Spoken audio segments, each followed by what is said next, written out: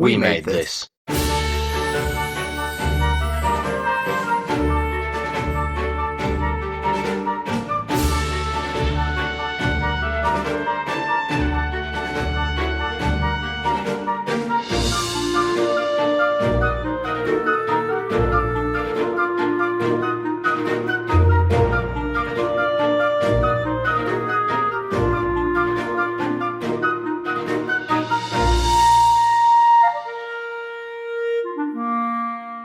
Welcome everyone to a podcast all about the sounds of cinema and discussion about them between the notes, which is where we come in.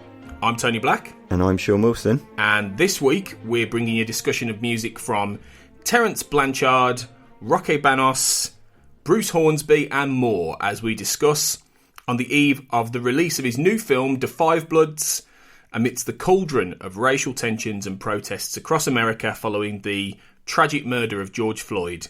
The music of the films of director Spike Lee. Now, Sean, this was a topic that you approached me about doing after I said, well, is there any way we can do something that sort of talks a little bit about what's going on in America right now in terms of black culture, while being mindful of the fact we're both, very white men in our 30s from the UK and not wanting to white-splain, as they say, anything. What could we do to sort of tie into that? And we had a few different ideas. And then you said, well, actually, as luck would have it, Spike Lee has a new movie out this weekend. So it seems, it'll be last weekend from when you guys are listening. So it actually is timed quite well in terms of one of America's most important directors in terms of black culture and black history and, racial politics and all this kind of thing, releasing a movie in the middle of the most powerful and enormous racial protests since the 1960s. Yeah, I think because obviously, like you quite rightly said, two white British blokes recording from their homes. Obviously, there's we would never sort of deem it necessary to say, we understand the discrimination that a particular community faces. Obviously, there is no way we could ever truly understand that. But I think by zeroing in on cinema and by zeroing in on cinema's ability to create empathy and to break down boundaries and to bring people together, I think that's an effective way of being able to understand what people of different backgrounds and different communities are going through. I think Roger Ebert, the late great film critic, once called cinema a machine for empathy, and I can't think of a better description. And I think Spike Lee's movies are always profoundly empathetic and powered by a real sense of righteous anger and indignation, and also a real passion as well. And yeah, I think it's really delightful to be able to talk about the music that's used in his films as well, because I think sometimes that gets a little bit overlooked. And I think we've got some fantastic ones coming up on this show. Really looking forward to it. Yeah, definitely. Although I will make a confession. This is similar to last week where I was a bit all over the place with having seen some of the films. But we're going to talk about 9 different pieces of music from Spike Lee films, and I've seen 2 of the films involved in the past. Yeah. So I'll hold my hand up and admit that, I wanted to do this because I'm interested in learning, and it was interesting in going to listen to a lot of the music, which is, on this podcast, principally going to be from Terence Blanchard, who is kind of, the John Williams to Spike Lee, Steven Spielberg, if you want to look at a comparison in terms of the guy who he most often uses for his music. But there are other people involved. There are a few other composers he's worked with as well. But I just found it really interesting and thinking about, what this music means in terms of, yes, admittedly, films I haven't seen, but many films I have heard of and I have knowledge of generally without actually going and watching them. So in some senses, as always, Sean, I'll defer to your greater knowledge than mine because you're the brains behind the operation here. I'm just the gobshite on the line. Oh, no, then we're in trouble. Yeah, blind leading the blind. But it is one of those things where I'll defer to a lot of your knowledge and I will learn stuff along the way. But it's been a great listening experience because I think that the range of different styles of music and a lot of the different instrumentation used in a lot of these scores for films that are in their own ways quite different, while also, keeping to, I guess, similar themes that Spike Lee explores over his movies, is a really interesting brew. I mean, what would you say, like, the general sort of tied-in theme to Spike Lee's films and career is, generally? And if we're thinking in terms of music specifically, because obviously that's what we're here to talk about, I think that one of the things I was really struck by going through listening to most, if not all, of these scores is how symphonically and harmonically appealing they all are, which is really, really interesting. I think it's interesting given the nature of how angular and edgy and angry and often violent Spike Lee's movies are by virtue of their subject matter. I think one of the things that comes through with the music in his films, the accompanying orchestral scores in particular, is how they are they cut through all of the noise of racial injustice to deliver a very, very humane, very beautiful accompaniment to what is happening on the screen. And when BlackKklansmen came out a couple of years ago, I had the great pleasure of interviewing Terence Blanchard, as you said, one of Spike Lee's primary collaborator in terms of score, and he told me that Spike Lee has a profound love of the symphonic orchestra. He likes music that is very, very fulsome, music that is in the foreground, that adds to the richness of the experience. And I can't say how pleased I was to hear that. And I think that definitely comes across through the music that we're going to be highlighting today. I mean, we should point out as well that it's not just the symphony. It's also there's a lot of emphasis on jazz. And I think some of the most interesting intersection points for me are when the jazz ensemble meets that of the symphony orchestra. So you get the two styles often sort of mixing and colliding together, which one would imagine is the in some senses music that is rooted in the African American community mingling with the needs of a score that captures the sort of profound emotional weight of what's going on.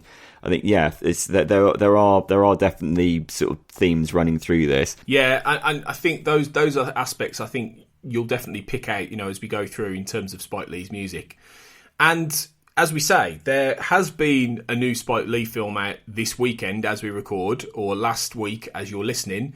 And that's kind of where we're going to start, I think, talking about that score. What I will say beforehand, as always, is there will be a Spotify playlist on our show notes. So if you do have the means of listening to the playlist alongside listening to our podcast, then go for it. I did think, after I've said this a couple of times, a lot of people listen to podcasts on the move, and you can't really listen to music and a podcast at the same time. And you might listen to it afterwards or beforehand in terms of music, that is. But if you can do both at once, go for it, because I think it'd be a nice accompaniment to what we're talking about. And pretty much all of these scores, maybe bar one, are on Spotify. So we will be able to put, a lot of this music out there for you to listen to and select from.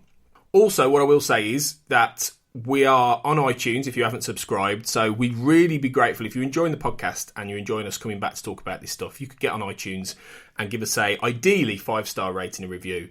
That'd be really useful to help us get a bit more known and attract more listeners to our ramblings about film music. So if you could do that, we'd love you even more than we already do. And me and Sean love you a lot. We love it. Can't be measured, this love. It just simply can't be measured. Just make sure you listen to us. Yeah, we've tried to measure it. It doesn't work. But yeah. So yeah, anyway, let's crack on and talk about Da 5 Bloods, which is the new film by Spike Lee, and it's scored by Terence Blanchard, his regular collaborator for the most part. And it stars, amongst others, Delroy Lindo, Clark Peters, Chadwick Boseman, and it's about 4 African-American Vietnam veterans who return to Vietnam in search of the remains of their fallen squad leader and the promise of buried treasure. And I'm an idiot, Sean, because I had 2 choices last night in terms of films to watch. I'm recording this on a Saturday morning, and this came onto Netflix on the Friday beforehand. And the choices were this: Da 5 Bloods on Netflix, or Artemis Fowl on Disney Plus. I suspect foul play. Here. Well, yeah, foul play. Or to quote the Grail Knight in Indiana Jones and the Last Crusade, you have chosen poorly. Because I picked Artemis Fowl Up, which was a terrible, terrible decision for reasons I won't go into.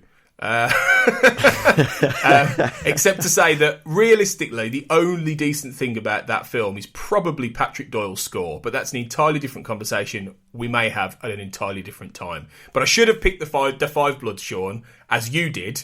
So A, is it a good film, and B, what did you think about the music?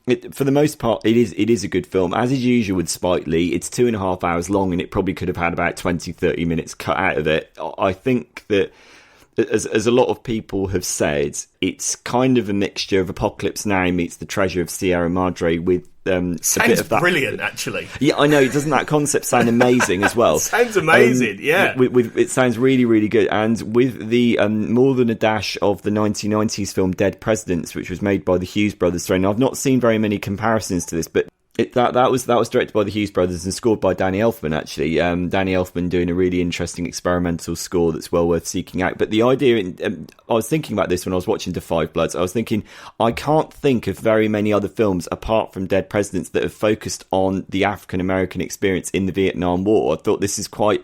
within the context of The Five Bloods, that feels quite unique, and I was very, very, very, very intriguing concept. And it is very much about how the movie begins with as a lot of Spike Lee movies feature montages. This opens with a montage of footage that intercuts between footage of the civil rights movement in America in the 1960s with footage of African American soldiers having been drafted to serve in the Vietnam War. And what the movie does, I think, very, very pointedly, it is a Spike Lee movie after all, is it shows how the oppressed African American communities were basically co-opted to oppress another society on the other side of the world. So you've got the oppressed oppressing further people at the behest of, you know, a phony American war, and you can get a sense of the anger and the disillusionment immediately from this opening montage sequence. It's very, very well edited, and that theme plays right the way through the movie, in which you quite rightly said you have these four African American Vietnam War veterans who it's a moment of reckoning. They go back to the country that defined their lives, really, against their will. They didn't want to serve in the Vietnam War, and one of the most powerful scenes in the movie is where you get one of the flashback sequences in which there is a radio broadcast that apparently is based on a real person, Hanoi Hannah. They are listening to Hanoi Hannah, and they hear that Martin Luther King has been assassinated in America. They are in Vietnam. They are completely disempowered to do anything about this. So the battle that they should be fighting in America, they are unable to fight because they are over in Vietnam fighting a phony war, largely on behalf of white Americans. And that's one of the most powerful scenes in the film, because it shows how these characters have been disempowered. And that is that's the kind of the crux of the movie, in a way. And the film moves between different aspect ratios. So what you have is sort of anamorphic widescreen during the modern day sequences in which the older characters go back to Vietnam to find, as you said, their comrade in the gold. And then during the flashback scenes, the screen contracts and sort of narrows, and the image looks like it's been treated as well. So the flashback scenes are narrower, smaller, and they've got a kind of more grainy look to them to suit the 1960s, 70s setting. That's really impressive as well. And all of the various characters are dealing with the horrific legacy of what they've been through in various different ways. Delroy Lindo is brilliant. I mean, Delroy Lindo doesn't get anywhere near enough leading man roles. And one of the things I like about this film is the way it gives him and Clark Peters as well. They're at the forefront. They're not hanging around in the background like they so often do, stealing the show in other movies as side characters. They are up front. They are two of the leading men in it, and they're great. Delroy Lindo's character really never left the jungle. He was so traumatized by it that he never really left it in a psychological sense. And then they are then joined by his grown-up son, who wants in on the share of the gold, and then it becomes about, Delroy Lindo's very, very fractious, very difficult relationship with his grown-up sons. That adds another interesting element to it. The Clark Peters character is kind of, one sense is he's not just in it for richness. He is in it because he wants to, make amends with the memory of the late colleague that they left behind, played by Chadwick Boseman. So it's really good. I think that for me, it lost it about 2/3 of the way through. I think it's overextended, and I think that what the movie, I don't want to give anything away for those who haven't seen it. I mean, it's on Netflix, and it is worth checking out in as much as it's a Spike Lee movie, and there are lots and lots of things to take away from it. The movie basically turns into a kind of allegorical reflection of what was going on in Vietnam in the 1960s. So what was happening then is then sort of reflected back in the modern day sequences, and there is a struggle ensues, a violent struggle then ensues that's meant to have deliberate echoes of what happened with these characters in the past. For that, the movie kind of fell off for me at that point, and I thought when it was at its best is looking at the intimacy between the interplay between the characters, looking at how they're variously dealing with the appalling legacy of the war in Vietnam. I thought that was really good. I think the acting is brilliant, and the score is just, I mean, I think having listened to this particular score by Terence Blanchard and several of his other scores in preparation for this podcast, I think he's now one of my new favourite film composers. He's brilliant.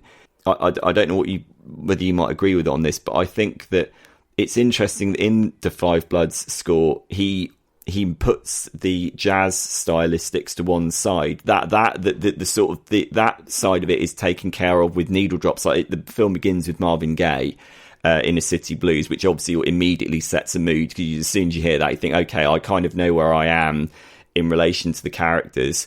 But the score itself, I think, is more interested in reinforcing the militaristic, adventurous aspect of the movie, because it is an adventure. It's an adventure with socio-political, societal overtones to it. It is a B movie with very interesting things to say about race and racial inequality and exploitation. But I think what Terence Blanchard has done is he's latched onto that side of it through the use of the snare drums, through the use of the trumpet. I'm gonna, this won't surprise you, I was reminded a lot of Jerry Goldsmith listening to it. Yeah. Did you think that as well? Yeah, I did. Yeah, and a little bit of the kind of militaristic sort of scores that James Horner did for things like the Jack Ryan films. That kind of stuff. Definitely. That same sense of trying to place the music in a story, about a group of soldiers and about America. It felt very a particularly American score in terms of that kind of deliberately militaristic music. I did enjoy it a lot. I found it to be in line as well with what I have listened to of Blanchard's scores for Spike Lee over the last week, and I've listened to a fair few, obviously, because we're talking about a few on this podcast.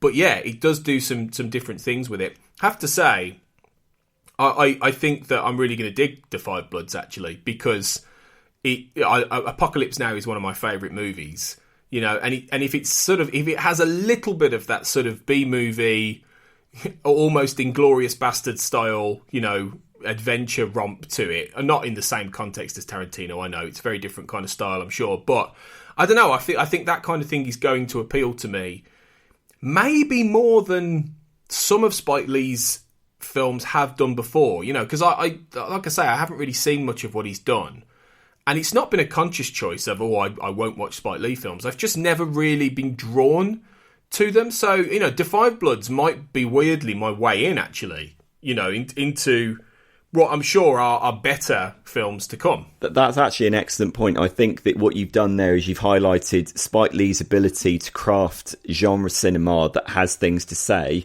about the African American community in particular. The way that he is able, in this film, in The Five Bloods, he's able to smuggle those themes in through the guise of, like you said, a sort of ripping B-movie adventure. Almost, one might think of things like, like The Dirty Dozen and things like that. Yeah, I think it is a laudable quality of Spike Lee. And I think the music, to go back to the music, it definitely plays into that. It plays up the heroism and the nobility of the characters. And I think there's also, because the movie is set in Vietnam, it allows Terence Blanchard to touch on a different kind of music that he hasn't been able to do in Spike Lee's other movies, because invariably Spike Lee's movies are set on the streets of Brooklyn. This is the first movie that he's done that's set in Vietnam, and I looked this up because there was a particular instrument that was used in the score that I thought was very, very beautiful. I've heard it in other scores as well. The erhu, this is a Chinese stringed instrument which it's got an incredibly beautiful and evocative sound. And that was interesting. That shows how Terence Blanchard can adapt his own sound for Spike Lee, the way that sound has continued to evolve throughout all of the collaborations they've done. And they've now alighted on a new tone that I think is very, very beautiful, and it speaks of the environment. And also there is because you haven't seen it, I don't want to give too much away. The Clark Peters character has a moment of reconciliation with a woman called Tien towards the beginning of the film, although this has ramifications all the way through the movie.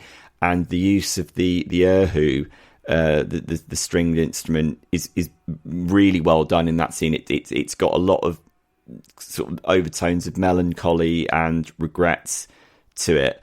And indeed, there are some very, very beautiful moments throughout the score. There's some lovely string elegies which capture the strained tragedy of what these guys have gone through. The fact that, their psyches and their lives were compromised for the sake of Uncle Sam, and that appalling sense of exploitation and waste. And I think that Blanchard's music plays up to. I mean, just I suppose one thing to say about the people who might be wondering who Terence Blanchard is, because I appreciate not everyone might know who he is. So he's born in New Orleans in 1962, and he is one of the premier jazz artists in America. So he's served in the likes of the Lionel Hampton Orchestra. He served as the artistic director of the Thelonious Monk Institute of Jazz. He was named a visiting scholar at Berklee College of Music. So he's a very, very multifaceted musical artist in jazz. He's done symphony. He's staged opera. There's an opera that he staged called Fire Shut Up in My Bones. It's a really, really incredible music, and a lovely, I have to say, a lovely person as well. There was a couple of interviews a couple of years ago that I interviewed him. A very, very nice man. One of the things I would maybe as an entryway for people seeking out his jazz works in particular is he staged a re-recording of Jerry Goldsmith's theme for Chinatown, which I spoke with him about. That's beautiful. That's really, really beautiful for anyone, because I know jazz, it's weird. Jazz, the word jazz tends to alienate quite a lot of people. It's like, I don't like jazz. I don't want to listen to jazz. But I mean, jazz in film music has got a very, very long storied history. Probably going back to Alex North with the Streetcar Named Desire. That was the pivotal. That's the moment where jazz was basically born in film music.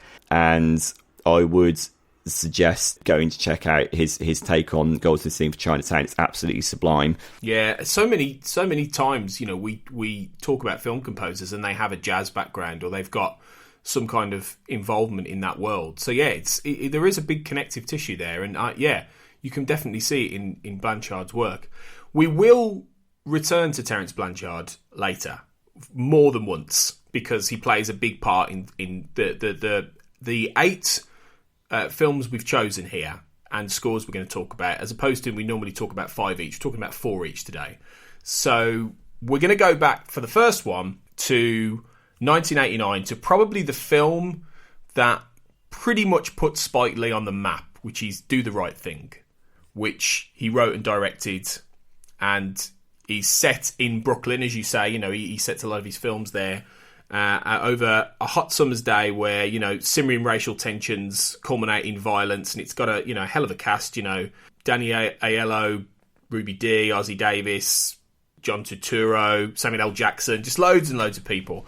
Martin Lawrence in his film debuts, and it's a well-known film. If there was one film I think that I need to really go and watch soon, it's this.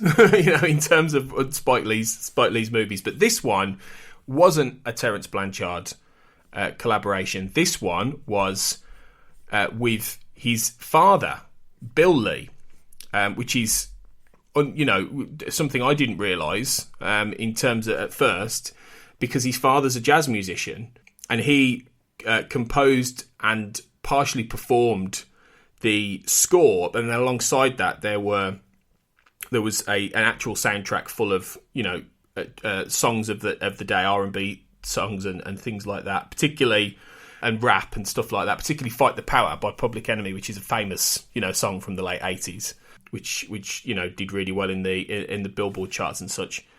But I really liked this. I thought it was definitely different from a lot of the stuff he does with Blanchard, but it was very upbeat, and I think it really sort of got the feeling of that hot summer's New York neighborhood.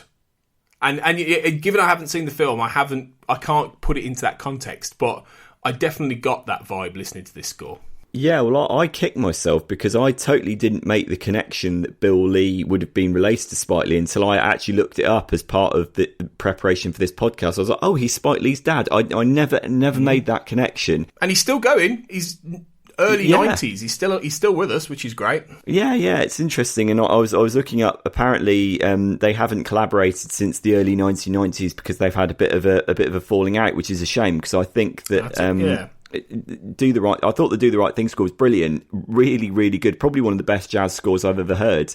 And the interesting thing is the film is magnificent, and I think this is the film to watch if you want to broach Spike Lee movies for the first time. This is probably one of, if not his most accessible movie. Saying that, it is funny. It is also very, very uncomfortable and very upsetting when it needs to be, as in order to make the point.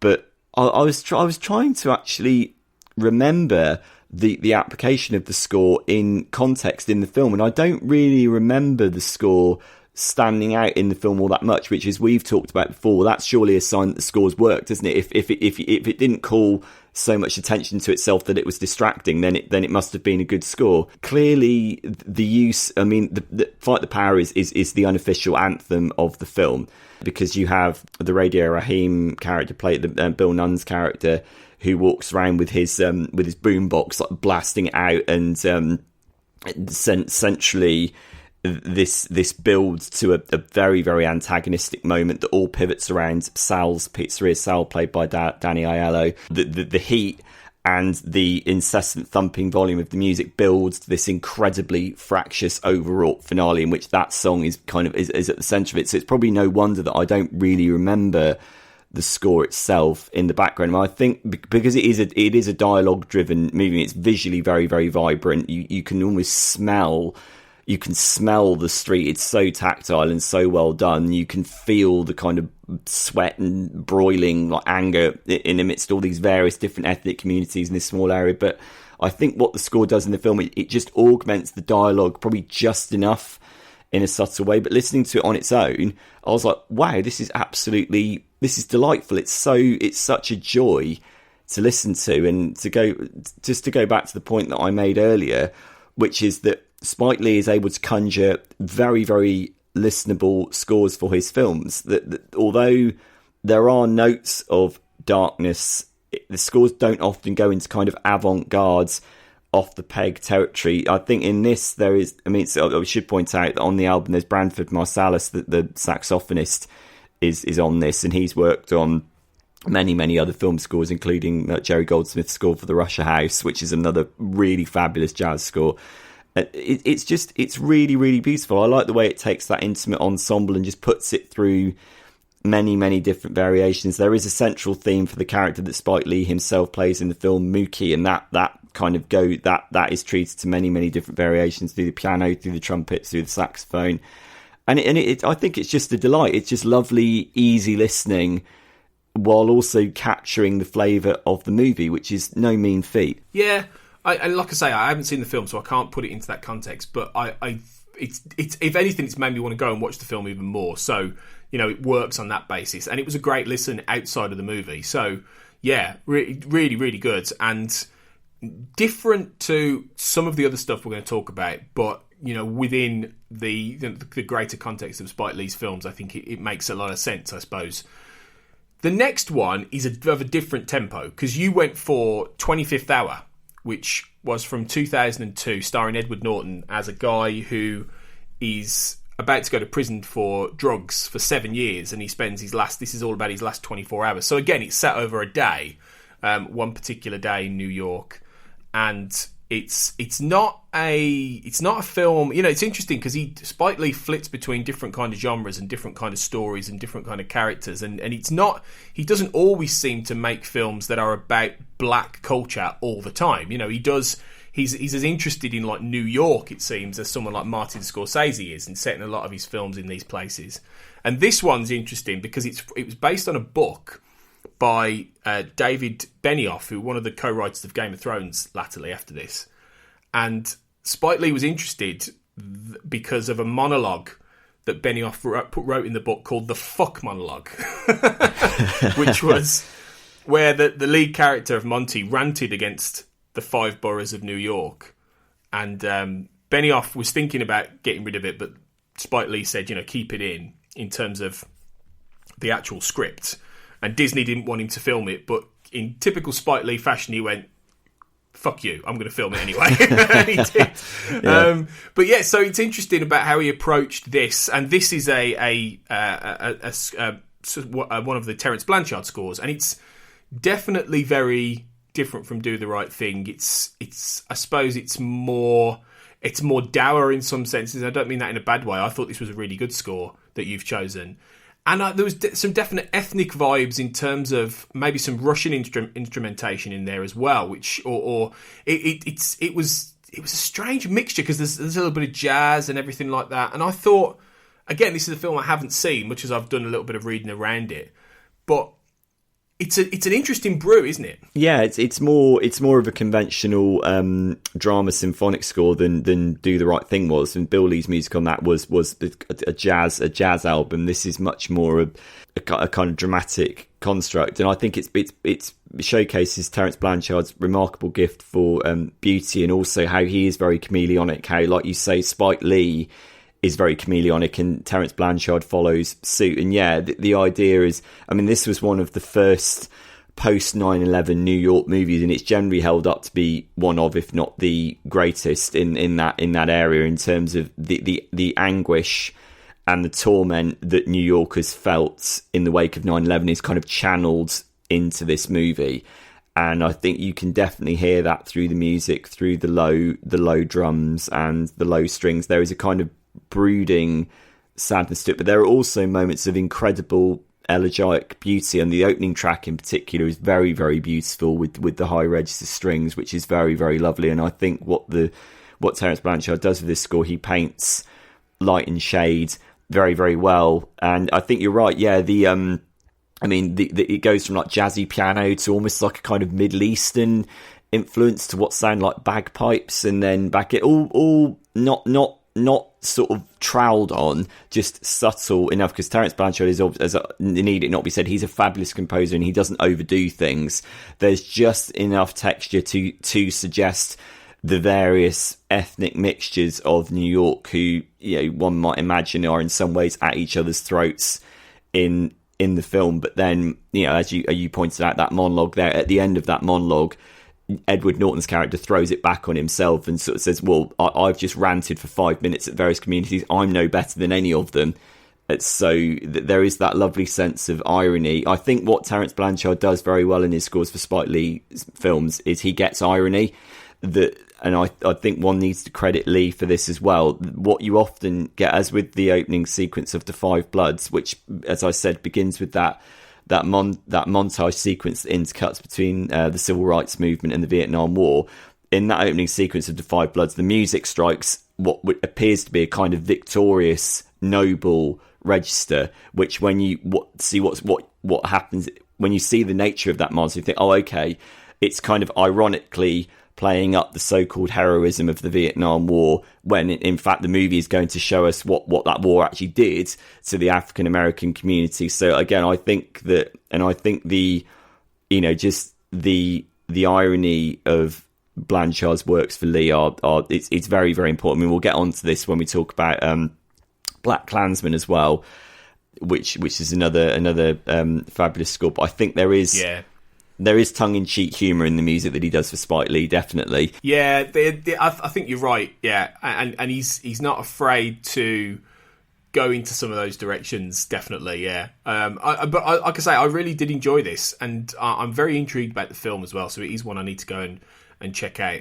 My second one, I have seen the film. Yay!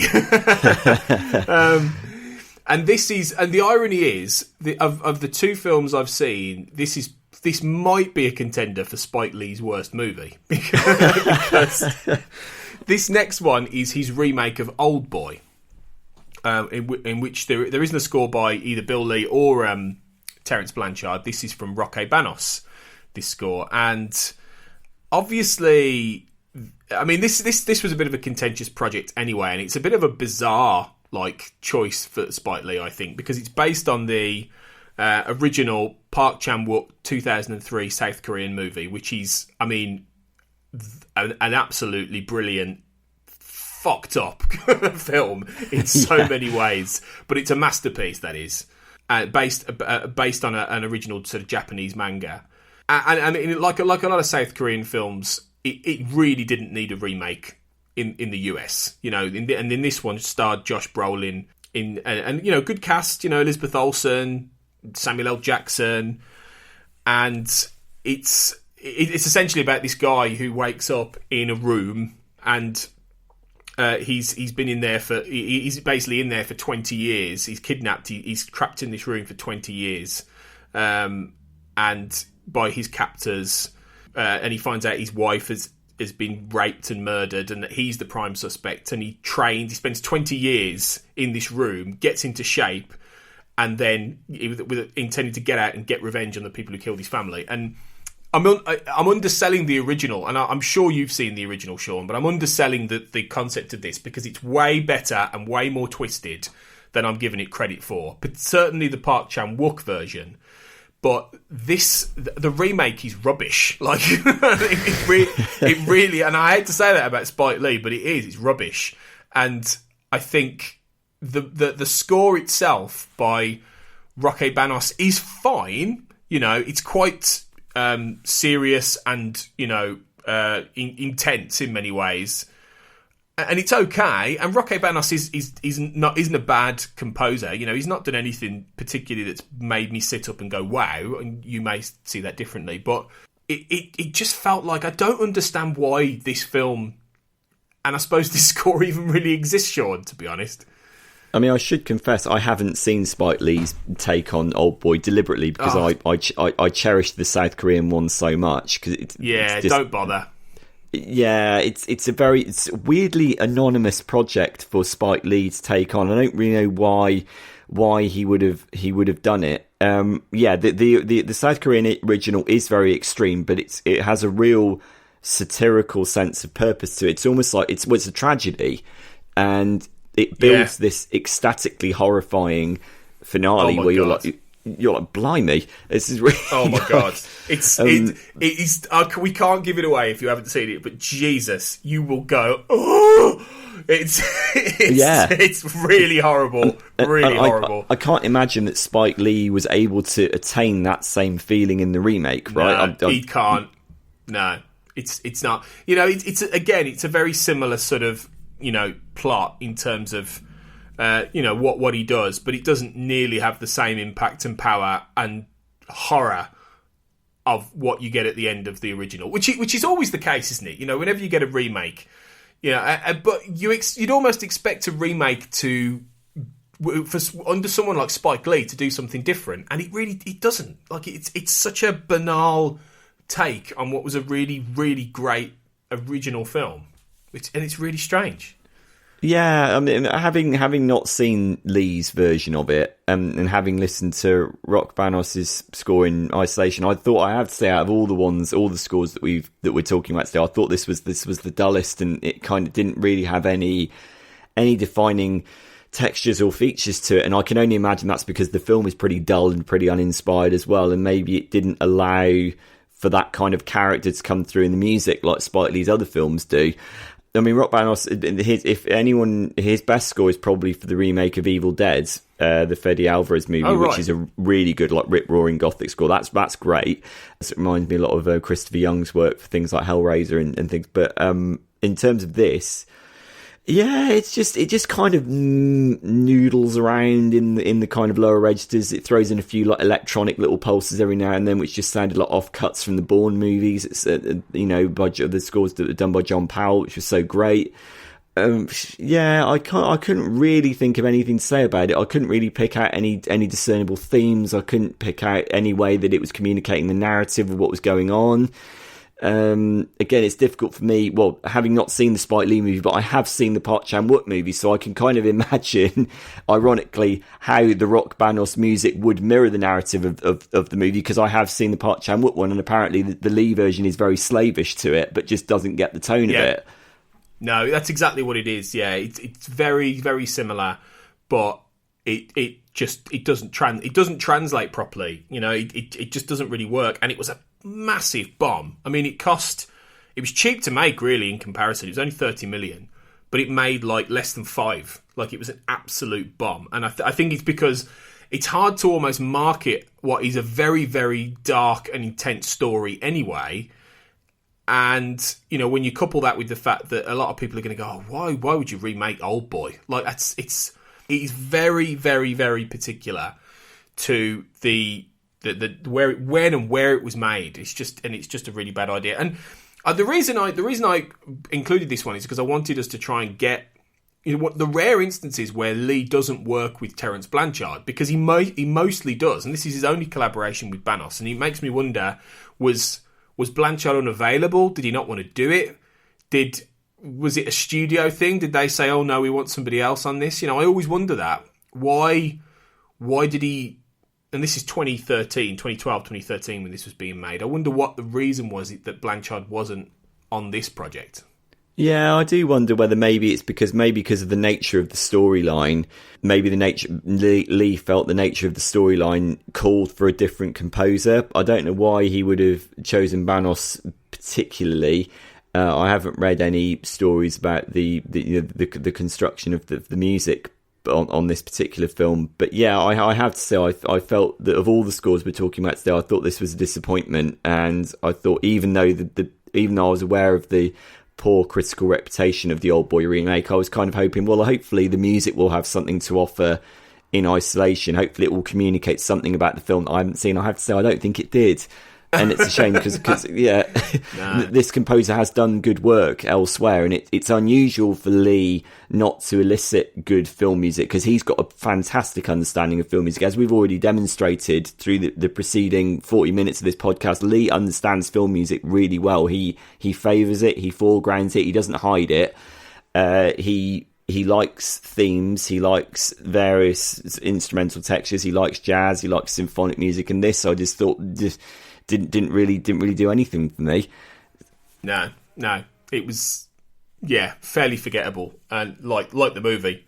A score that isn't forgettable is your second choice, which is to a film that I should have seen. I should have seen this, Sean, and I've come close to watching it and putting it on, and I've said, oh, I'm gonna watch this. I'm gonna watch this tonight. And it's just eluded me. So this is one I fully intend to watch. Spike Lee's BlackKklansmen, which is from 2018, very recent, his previous film before Da 5 Bloods, which stars John David Washington, who will soon be in Tenet, which is coming up, headlining that, as the first African-American detective in 1970s Colorado Springs, who sets out to infiltrate and expose the local Ku Klux Klan chapter. So this is deep in the middle of racial politics, this film. And this was beloved, this film, by so many people. It's 6 nominations at the Oscars, 1 for best adapted screenplay, which was partly won by Spike Lee there, and lots and lots and lots of love for this film. And I have to say, of all the scores that we're talking about today, this is my favourite. This is by Terence Blanchard again, and I thought this was wonderful. I thought this is such a lyrical, melodious, strangely upbeat kind of piece of Americana that I suppose in some ways plays off a little bit of what he was doing on Malcolm X, which we'll talk about later. But it really I found it quite rousing, this score, and almost, and maybe you can fill this in, Sean, a little bit, because I'm sure you've seen BlackKklansmen, so because you picked it, but I feel like it's maybe tonally suggesting the film isn't quite what people expect, which is what I've always thought about BlackKklansmen, that it might not be a film that you go into and you get quite what you thought you get. Well, I mean, it is a Spike Lee movie, and it does revel in a sense of unpredictability and sort of confrontation or stylistic choice. I mean, Spike Lee isn't backwards and coming forwards in terms of putting something right in your face and either, you know, making you like wince in horror or making you laugh uncomfortably. BlackKklansman does both in equal measure. It's a really, really terrific film, and yeah, it was Spike Lee's comeback film after probably a few years of just meandering non-projects like Oldboy. This kind of came roaring back. It's like here's the Spike Lee that we know and that we like. And yeah, I think the score is brilliant. I'd completely forgotten that Terence Blanchard actually got his first Oscar nomination for this. He was one of the recipients, although he didn't win. It's a score of empowerment. It is an empowering, in spite of what the title implies and what the very, very provocative poster implies. It is meant to be an empowering story, which again goes into that.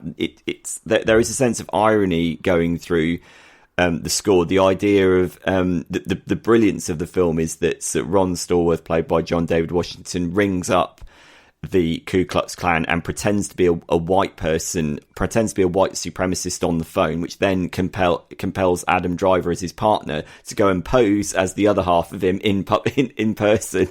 So you got a sort of black pretending to be black, pretending to be white. So you have this kind of racial duality going on, which is played for humour and horror in equal measure. But it's a movie that basically delivers a huge fuck you to the Klan in a very kind of brash, very full on kind of way. And I think that Blanchard's score definitely plays off that. There is listening to it again in isolation. I could remember there's the central theme for Ron himself, which I could remember weaving its way through the movie, which has got this kind of like sort of 70s like funk style to it. It's got a swagger to it, and it's basically, you know, you mentioned Django Unchained earlier. Like in Django Unchained, Jamie Foxx's title character takes on the institution of slavery and blows it to the ground. In this, you have it's sort of John David Washington's character coming in and literally tearing up the rule book, not only by becoming the first African-American detective in the Colorado Springs Police Department, but also by having the audacity to actually ring the Klan up and play them at their own game. And I think that the heroism that's inherent in the music is very, very important to that. Again, you've got this kind of funky, swaggering motif for John David Washington's central character, you know, and it's that sort of gains in stature as the score goes on. That theme becomes kind of bigger and more grandiose as the nature of his purpose, his crusade, whatever you want to call it, becomes more and more apparent. And yeah, I think it's terrific. I do actually. You use the word melodious there. It is very melodious.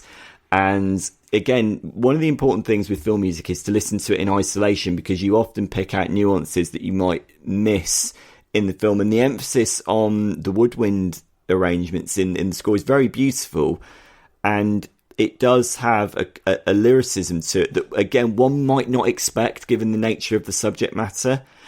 I think that what they are doing is they are definitely playing what Lee and Blanchard are doing. They are sort of playing off that sense of delicacy against the horror of the racial injustice that the movie is presenting. But again, it is also a very, very ironic score. The film begins by basically showing how racism has become systemic in pop culture. The movie begins by invoking Gone with the Wind, which is obviously, that's now got into a lot of trouble because I think it's been removed from, is it HBO Max or HBO Max? Yeah, briefly, until there is cultural context added. Apparently, that's what they're saying. Then they're going to put it back on with the racial context in place in terms of information. Okay, fair enough. Well, what BlackKklansmen does, it opens by showing how Gone with the Wind perpetuates a certain image of African Americans, African American people, and the music in that scene again is very beautiful, but it's beautiful with a sense of making you very, very uncomfortable, in a sense of, right, okay, the music is has kind of got a cognitive dissonance with what I'm looking at. And then we then go into an opening black and white sequence with Alec Baldwin as a white supremacist who is addressing the camera directly. He's talking directly to us. Again, this is a very Spike Lee thing. It's a lot of subjective camera work. And the music, again, sort of builds in this sense of almost nobility, but it's obviously, it's not meant, it sounds noble, but it's meant to be playing up the hideousness of the Alec Baldwin character who is apparently fighting for the white cause. And there's a lot of that throughout the BlackKklansmen score, and it works very, very well with the humorous tone of the movie. Clearly, the movie also has, as with all Spike Lee movies, it has a serious intention.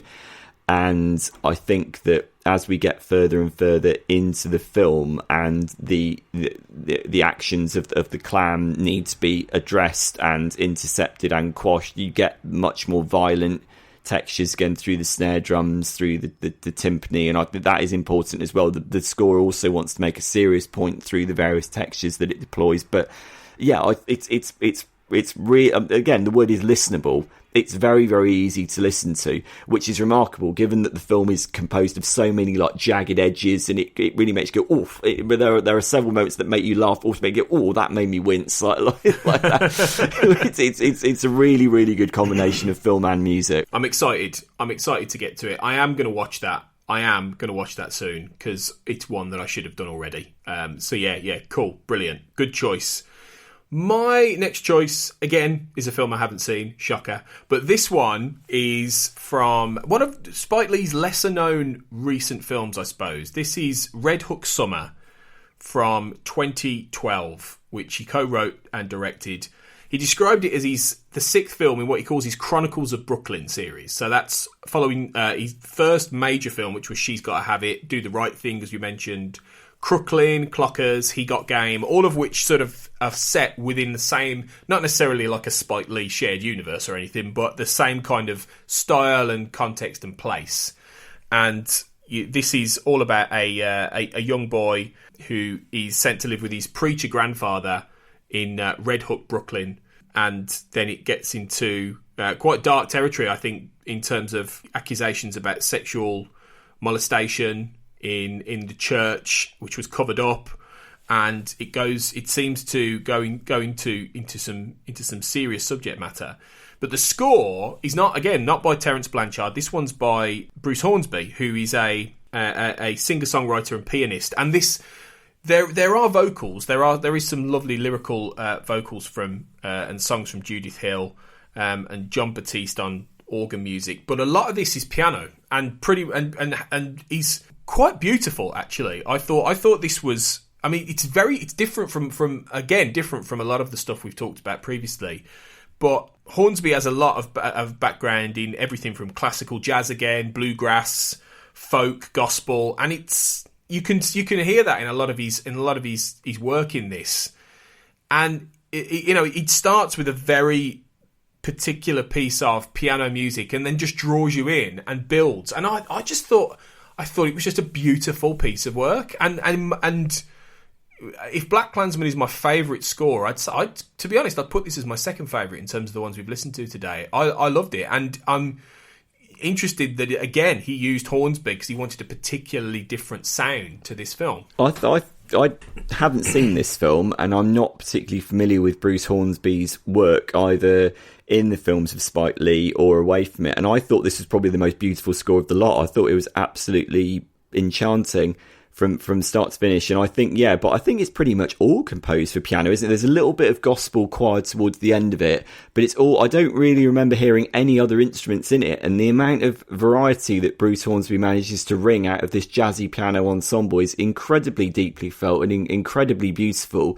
I can only imagine that was a deliberate stylistic choice, because it's often alleged that the piano, because the piano is often located in a domestic environment, the piano has a sense of intimacy and warmth to it. I imagine, given what you've just said about the story, I imagine that's how the nature of the instrument and the nature of the story kind of match up.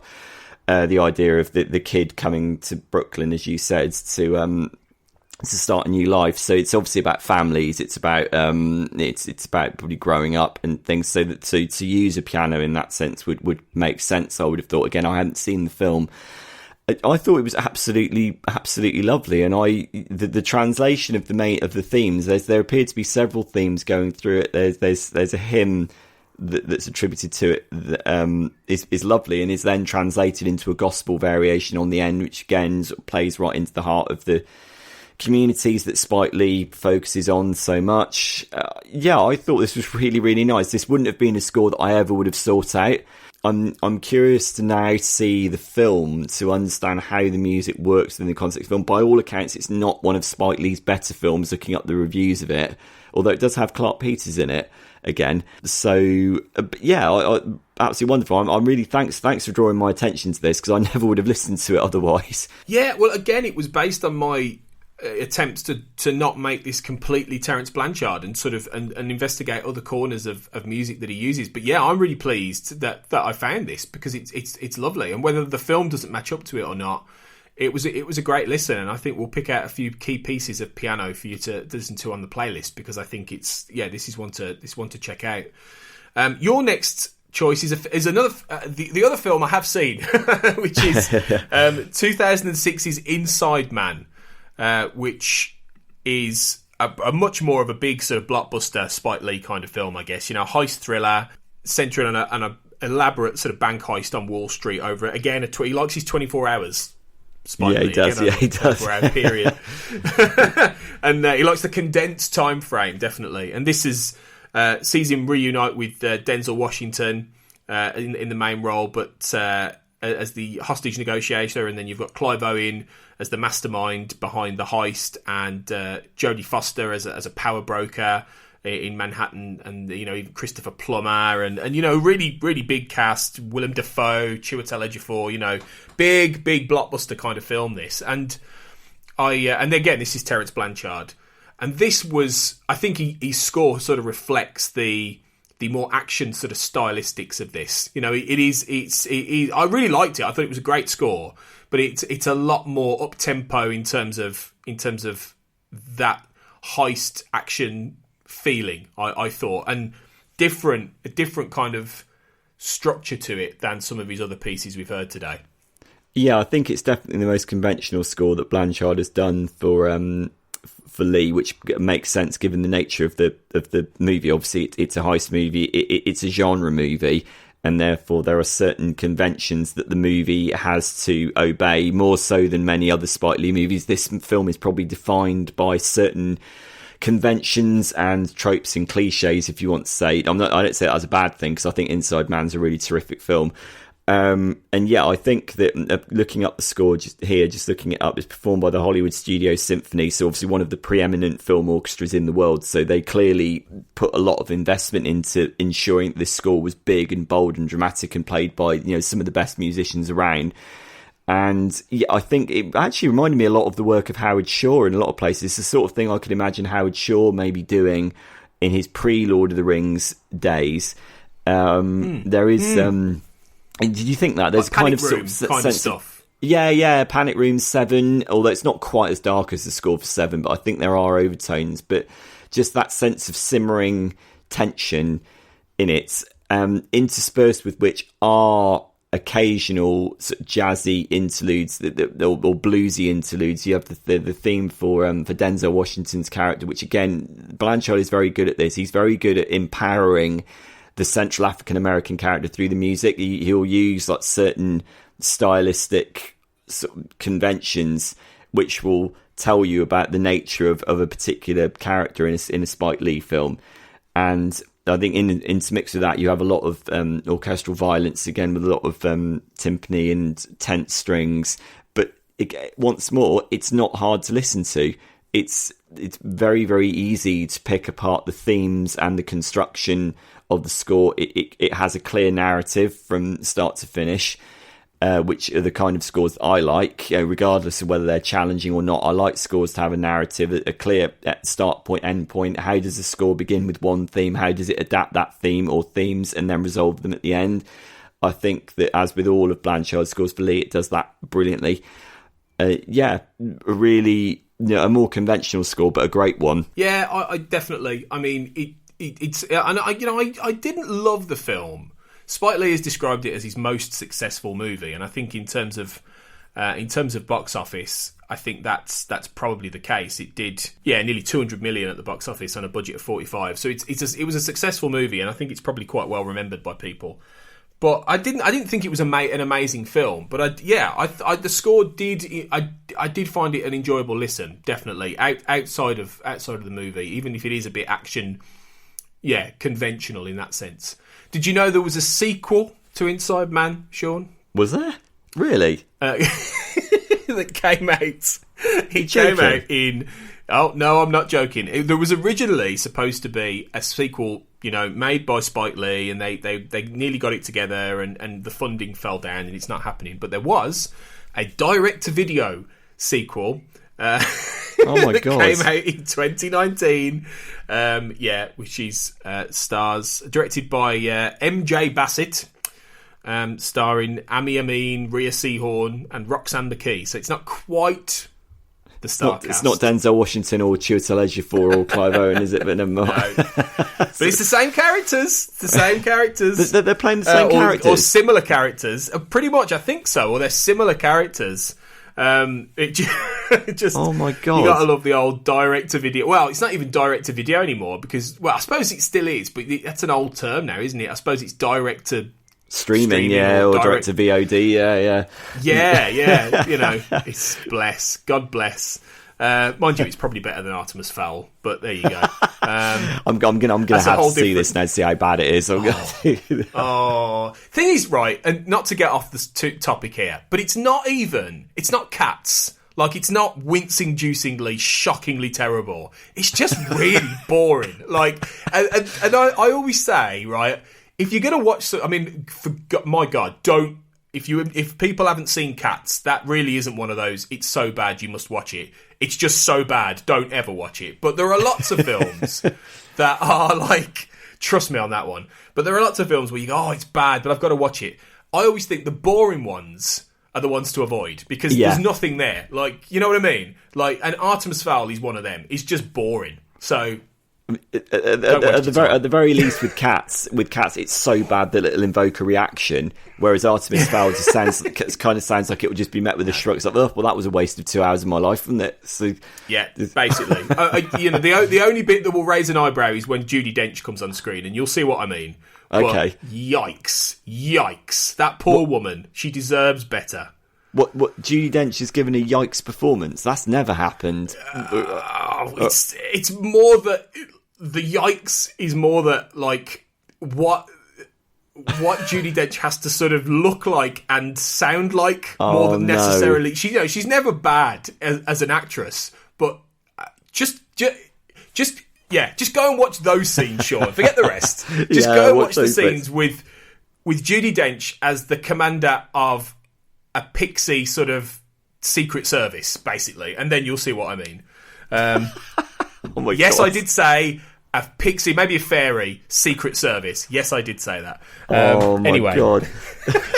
Anyway, back to Spike Lee, because that's what we're here to talk about. My last choice is probably Spike Lee's most famous movie, which is Malcolm X from 1992, one of his earliest. And I mean, this again is a film I've not seen, but I really want to because I love American politics.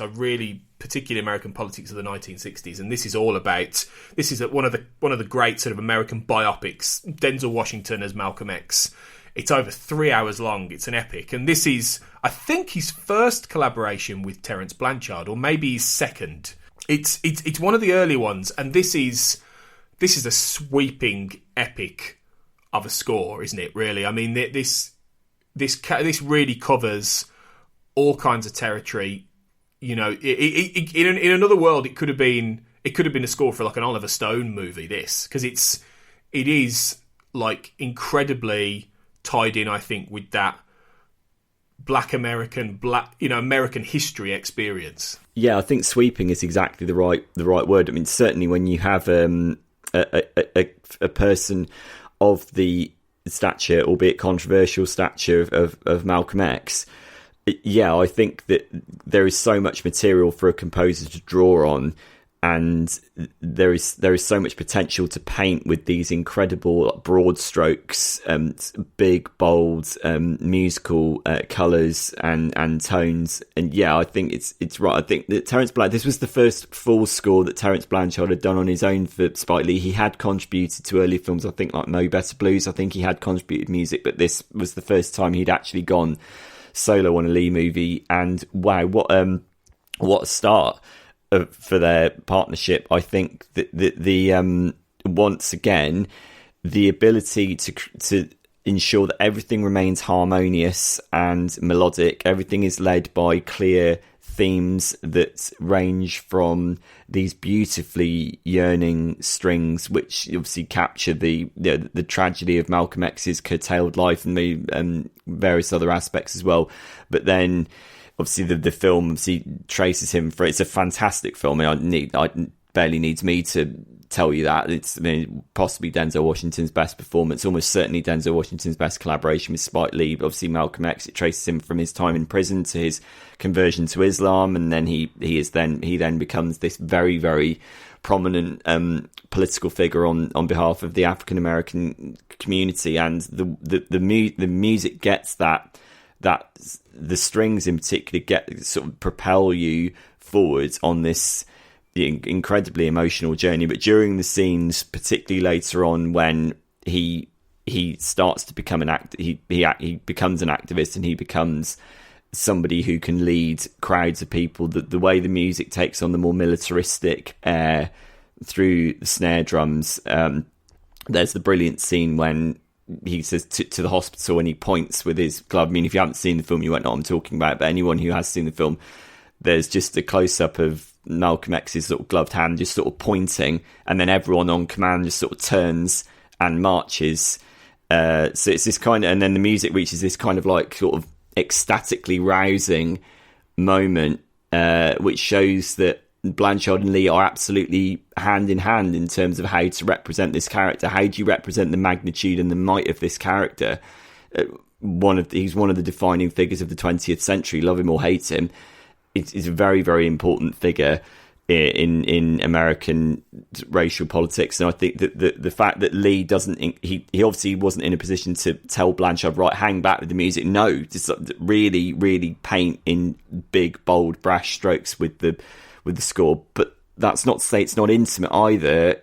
There is also a beautiful theme for Malcolm X's wife, which sort of interweaves its way throughout. That's got a lovely kind of bluesy romanticism to it, which is really, really nice. There are some more disturbing textures later on involving various interpersonal betrayals, where the strings become more, I suppose, astringent in a way. But it's all rooted in clear building blocks. There are clear motifs and themes applied to characters and situations, and it serves the purpose of the movie brilliantly. I can't believe this wasn't Oscar nominated. It's a really good score. Yeah, it should have been. It should have been, definitely. And I again, this is a film I really, really must sit down and watch at some point. Did you know that Malcolm X once visited a small area near West Bromwich in the Midlands, where I'm from? I did not know that. I did not know you that. Probably wouldn't really. A place called Smethwick, which has a particularly strong BME community in the UK, but it's basically just up the road from where I grew up. And he came there in like the 60s, and I think there's a monument to it there. Actually, good. Believe me, nobody goes to Smethwick unless they have to. Well, apart from Malcolm X. Malcolm X. Yeah, apart from Malcolm X. Wow, that's amazing. Of all the places, I know, of all the places in the UK he came to, but that probably speaks to the kind of man he was, actually. Yeah. And that he was going and visiting like particularly strong black communities. So in the 60s, but yeah. Fascinating. I want the sequel to be Malcolm X in Smethwick. That's the film I want. Yeah. But anyway, get Terence Blanchard to score it. Yeah. Yeah, exactly. Yeah. So the final score then today is one that you've chosen, Sean, which is from a documentary called A Tale of God's Will, A Requiem for Katrina. And this is scored by Terence Blanchard. But this is, and I don't know a lot about this, but I'm assuming this film is in the wake of Hurricane Katrina in New Orleans, and serves as, I guess, a musical way of dealing with that trauma. Well, yeah, I suppose I should say that the documentary is actually called "When the Levees Broke," a Requiem in 4 acts. So this is a Spike Lee. Okay. So that's the name of the documentary, which Terence Blanchard scored. He then spun off a separate studio album called "A Tale of God's Will" (brackets A Requiem for Katrina), which contained within it various bits of the music from the documentary. I looked this up as we were preparing for this podcast. I looked it up because I haven't seen this documentary, but it won many awards, and the accompanying sort of studio album apparently won a Grammy for Best Large Jazz Ensemble Album. And so it's a very personal project for both Lee and Blanchard. Blanchard is from New Orleans, and so clearly it's a very deeply felt project. So this was a 2006 HBO documentary looking at the essentially how was it that New Orleans became so badly affected by the damage from Hurricane Katrina, particularly as the title implies, when the levees collapsed. And so it premiered in 2006 on HBO, won many prizes, played at the 63rd Venice Film Festival, so it won 3 Emmys, so very highly regarded, one of Spike Lee's most highly regarded documentaries. And clearly, when you're dealing with a real life tragedy that strikes right at the very heart of, again, I want to go back to this word that you mentioned right at the start. I don't want to white-splain this. This is actually not what I want to do at all. I'm just filtering this through my interpretation of what I understand about the film, and obviously given the nature of what happened in real life as well. When you have a tragedy like Hurricane Katrina that strikes right at the heart of the African American community, the fact they were disproportionately affected in that tragedy, clearly there is potential for real anguish and torment and anger, but also healing as well. So Blanchard scored the documentary, obviously feeling it very personally because he was born in New Orleans, and then he spun it off into this accompanying album, A Tale of God's Will, and it's really beautiful. There are several pieces of music that were taken directly from the documentary itself. He added several other bits and pieces of music. It's available to listen to on YouTube, or you can purchase it. Obviously, it's really gorgeous, and I think that what the music does is it plays out as this series of suites, basically like sort of 8 to 10 minute suites, which traverse various emotions. But I suppose the primary register would be there is a kind of haunting, anguished beauty to all of them, which clearly speaks of the aftermath of such a horrendous natural disaster, and also speaks of the fact that the US administration's response was so poor that in a way compounds the sense of tragedy. And the way that Blanchard makes the trumpet sing, he is one of the greatest jazz artists in the world. And the amount of emotion that he is able to mine out of the trumpet, it's almost like the trumpet is speaking for everyone that was affected by this. And it's really beautiful. And there's a use of like cascading piano and strings to it's almost like eddying around like the water that swept through the city itself. Is very evocative and very well done. And again, I hadn't seen the documentary. I hadn't listened to this album before preparing for this recording, and I'm so glad that I did, because I was like, wow, it further cements Blanchard for me as one of the finest composers working at the moment. It's really gorgeous. Yeah, I thought the same actually, and I think you're right in that he's somebody who isn't are in conversations enough about the great modern American film composers, actually.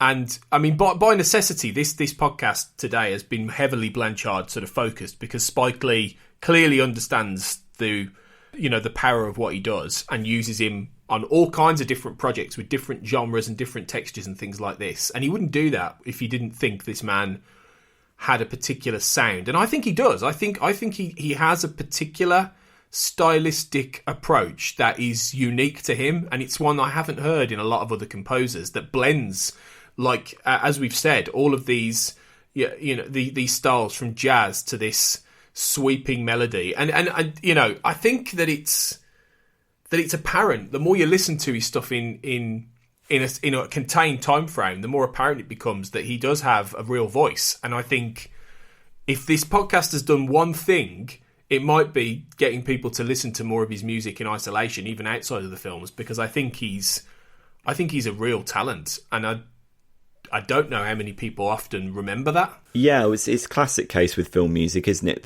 That film music often gets overlooked routinely anyway. And I suppose in this instance, with A Tale of God's Will, what we're talking about is a studio album that contains bits of music that stemmed with another project. And I should point out, so that there's the tracks that were drawn from the documentary directly are The Water, Levees, Wading Through, and Funeral Dirge. And just looking up a bit of it, more information about the personal nature of the project. So apparently Terence Blanchard's mother, Wilhelmina, lost her home in Pontchartrain Park, but fortunately she survived. Apparently he also drew on his own experiences of Hurricane Betsy flooding the lower Ninth Wards in 1965. So there are two tracks called Ghost of Betsy and The Water, which are basically intended as kind of testament to that. Yeah, so it's clearly might be the most deeply felt project that he's done for Spike Lee, and possibly the best. I mean, all of the scores we've talked about today that he's done for Spike Lee, I think, are fabulous.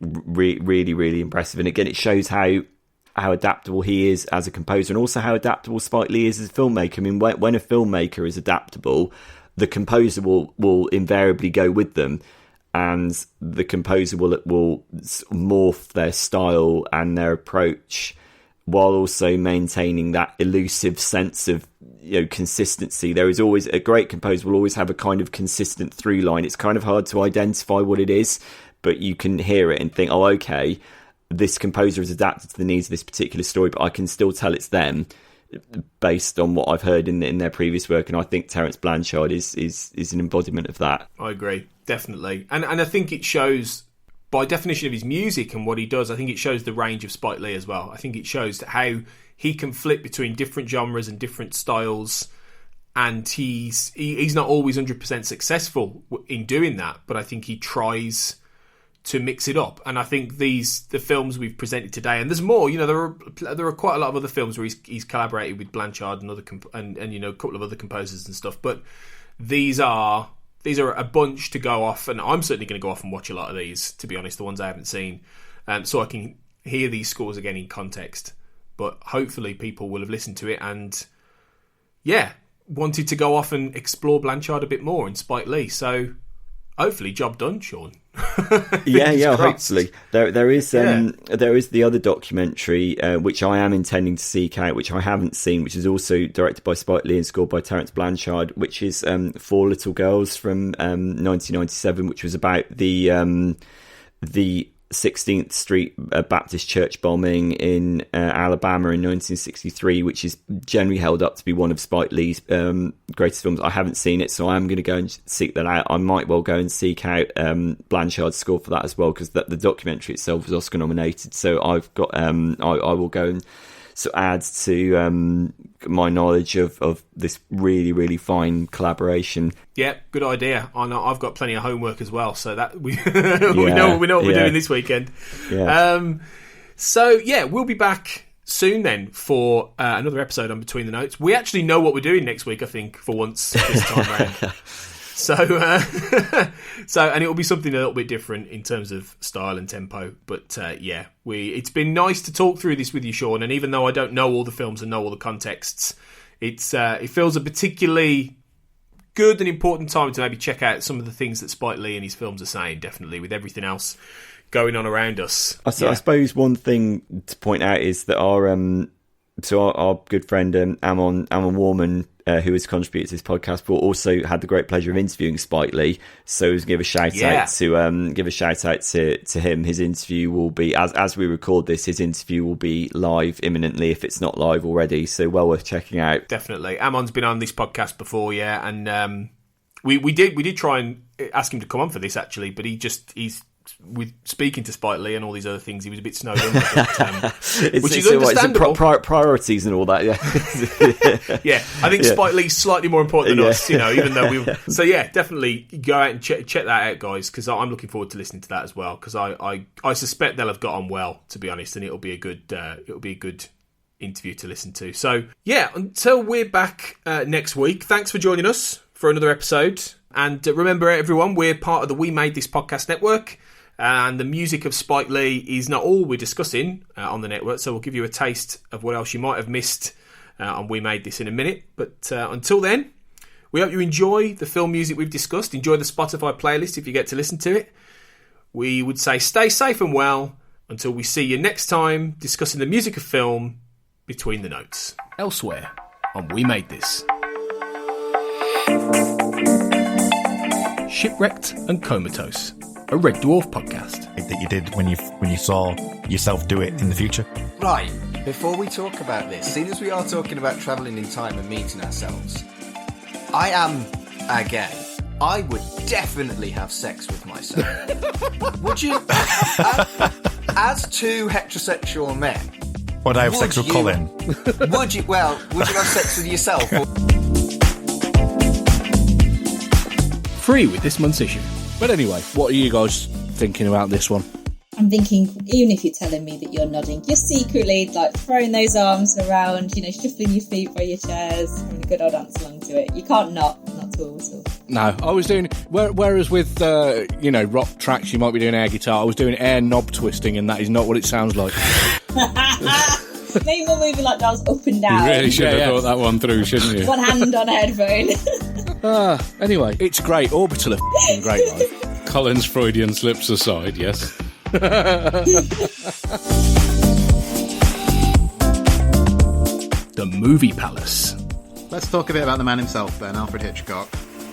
This is the first Hitchcock film I'm doing on this podcast. I think he's one of those directors that, sooner or later he was going to come up with something like this. What do you think, if you could kind of summarise it, is so great about him? I think the main reason is he was like the first celebrity director. He was the first director that people knew who he was. They could put a face to the name, and he had this persona. Check out all of these shows and more on the We Made This podcast network.